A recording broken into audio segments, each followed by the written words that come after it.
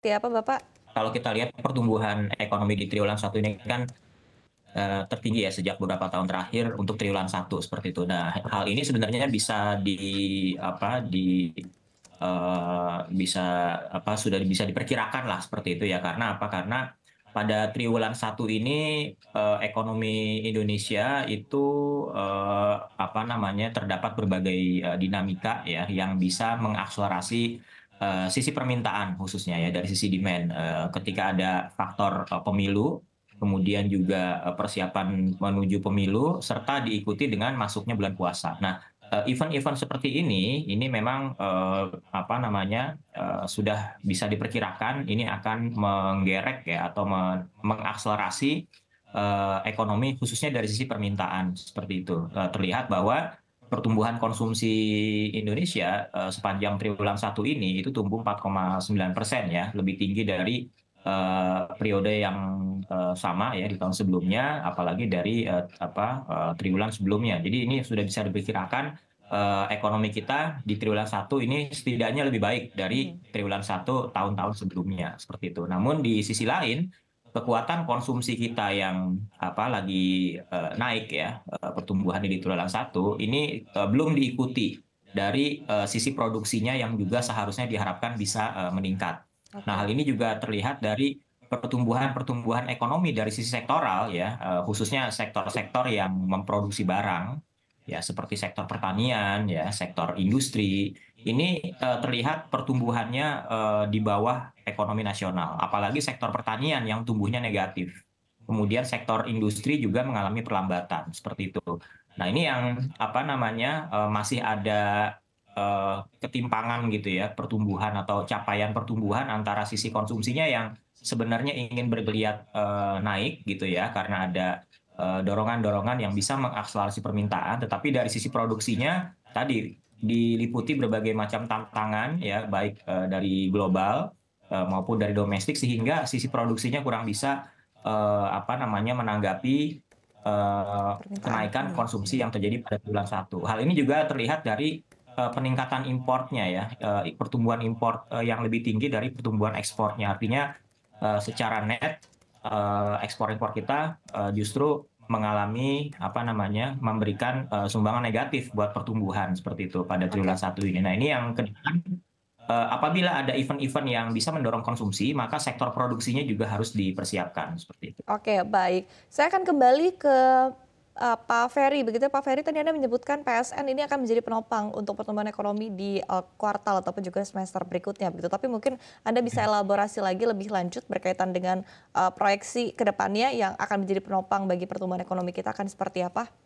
Baik, Mbak Iva. Jadi kalau kita bicara quarter by quarter gitu ya, tadi memang saya sependapat dengan Pak Heri di kuartal satu memang sudah kita perkirakan beberapa event penting dari APBN, kemudian dari pemilu. Kemudian tadi catatan sedikit untuk yang sektor pertanian. Ini pun sebenarnya udah kita juga sampaikan risikonya, terutama karena El Nino gitu ya, sehingga memang ini ada pergeseran musim tanam, sehingga yang biasanya di kuartal satu ini bergeser ke kuartal kedua gitu. Ini yang juga bahwa ada diskusi mengenai bagaimana kita mitigasinya. Jadi dampak El Nino itu real yang kita hadapi di kuartal satu. Jadi bukan hal yang sesuatu yang kita buat-buat. Nah, yang ke depan untuk outlook Mbak Iva, jadi setelah Q1 tadi, Q2 kita masih ada beberapa momentum. Satu mengenai Q2 itu yang di mudik kemarin gitu ya. Jadi sebagian aktivitas ekonomi akan juga meningkat di Q2. Karena secara siklus Q2 terutama pada saat hari raya itu biasanya memang aktivitas mengalami peningkatan. Itu yang Q2. Nanti di Q4 kita juga ada beberapa momentum juga, terutama misalnya dari masing-masing dari APBN. Yang kedua, kita di kuartal keempat juga akan menghadapi pilkada yang tadi kalau lihat merujuk ke Q1 ada pileg, pilpres. Kita harapkan juga menjadi momentum kita untuk peningkatan aktivitas ekonomi. Nah, yang lain kalau kita lihat bagaimana outlook ke depan, Mbak Iva, dari perkiraan beberapa lembaga sendiri memang kalau kita lihat masih confident di kisaran 5%. Kemudian juga tadi mengenai PSN. Jadi kalau kita lihat sepanjang 2024 ini paling tidak ada 41 PSN yang kita targetkan selesai. Ini di kuartal 1 ini 5 proyek udah selesai Mbak Eva, sehingga kita harapkan di sisa tahun ini ada 36 proyek PSN yang kita selesaikan, nilainya sekitar 550,5 triliun. Jadi kita harapkan sektor-sektor terkait dengan pelaksanaan PSN ini, seperti misalnya sektor konstruksi maupun tadi komponen PMTB itu masih jadi salah satu amunisi kita untuk mendorong pertumbuhan ekonomi untuk sisa tahun ini.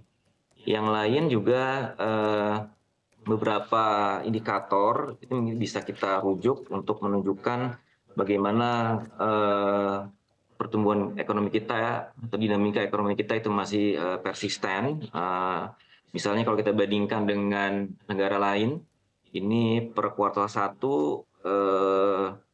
Malaysia misalnya hanya tumbuh 3,9%, Korea Selatan 3,4%, Singapura 2,7%, dan Meksiko 1,6%.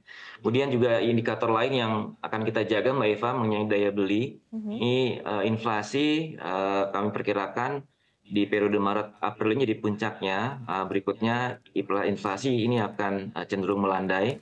Sehingga overall nanti kita masih bisa harapkan sampai dengan akhir tahun inflasi ini kita bisa jaga di kisaran 2,5 plus minus 1% sesuai dengan target pemerintah.